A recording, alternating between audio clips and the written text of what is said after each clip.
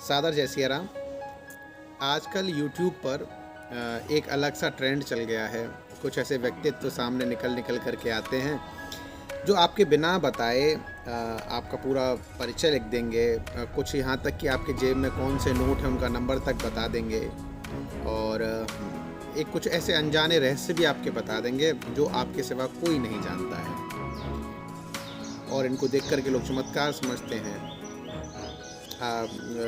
शंकराचार्य निश्चलानंद सरस्वती जी जो पूरी पीठ के पीठाधीश्वर हैं, शंकराचार्य हैं, उनका एक वक्तव्य बहुत ही अच्छा लगता है। वो बोलते हैं कि कोई भी चीज़ जब तक चमत्कार है जब तक उसका रहस्य ना पता हो।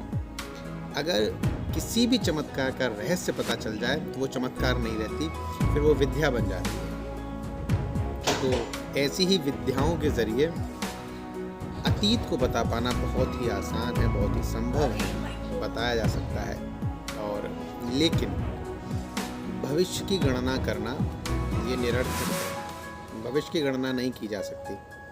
तुलसीदास जी ने अयोध्या कांड में एक दोहा तुलसीकृत रामचरितमानस में है।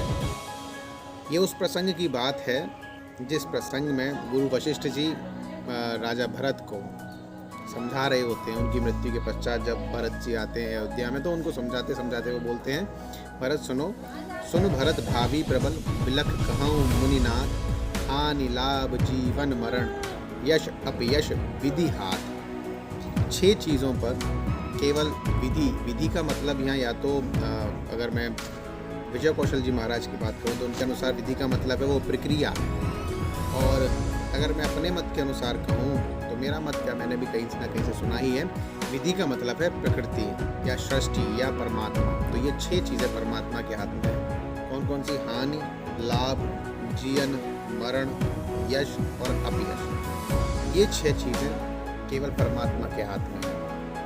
तो अगर आपको किसी बिजनेस को करते समय हानि होगी या लाभ होगा, आपकी तबीयत कितने समय बाद ठीक होगी, कैसे होगी, इन सारी चीज़ों का ज्योतिष के अनुसार एक अनुमान तो लगाया जा सकता है। लेकिन आजकल जो ट्रेंड चल गया है, जैसा कि मैं भी बहुत बार यूट्यूब पर देखता हूँ, कुछ तिथियाँ लिख दी जाती हैं कि आप फलां तारीख तक बिल्कुल स्वस्थ हो जाओगे, आपकी नौकरी लग जाएगी। जैसे 23 अक्टूबर 2024 तक आपकी नौकरी लग जाएगी, ऐसा कुछ। तो ये सब संभव नहीं है अध्यात्म की दृष्टि से भी।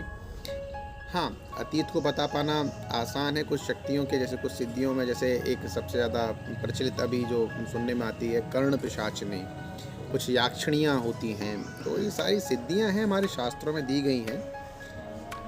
इन सारी सिद्धियों के ज़रिए अतीत की गणना कर पाना थोड़ा सा आसान हो जाता है, लेकिन भविष्य को बता पाना मुश्किल है। अभी हाल ही में आपने देखा होगा बागेश्वर धाम जो सबसे ज़्यादा प्रचलित हो रहे हैं, कम युवा अवस्था के ही हैं, बहुत कम आयु है उनकी। उनके पास भी ऐसी कुछ सिद्धि है, तो वो जिसके ज़रिए जो भी व्यक्ति सामने आता है वो बिना बताए कुछ लिखना शुरू करते हैं और सब कुछ लिख करके रख देते हैं। ये संभव है। अगर मैं ये कहूँ, मैं खुद विज्ञान का छात्र रहा हूँ और अभी मैं एक छात्र ही हूँ, सीख रहा हूँ, पढ़ाता भी हूँ।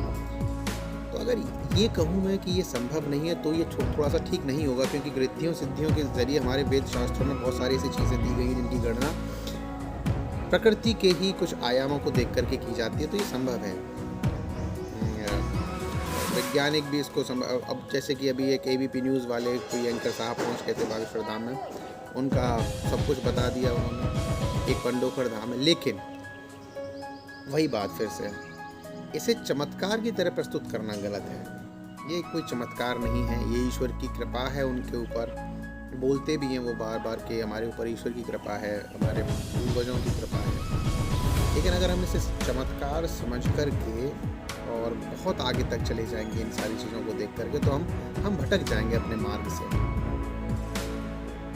अतीत की घटनाओं के बारे में ज़्यादा जानकारी, जैसे कि किसी का कुछ चोरी हो गया, किसी का कुछ हो गया, तो इन सारी चीज़ों के बारे में पता लगाना आसान है, आप लगा सकते हैं, जाइए। लेकिन अगर भविष्य की किसी चिंता को लेकर के, जैसे कि मैं नौकरी लगेगी या नहीं लगेगी मेरी, या फिर मैंने फलाना बिजनेस स्टार्ट किया है तो उसमें मुझे फ़ायदा होगा या ना होगा, अगर इन सारी बातों की जानकारी चाहिए तो आप एक अच्छे से ज्योतिषाचार्य के पास जाइए। वो ज़्यादा अच्छी गणना कर पाएंगे।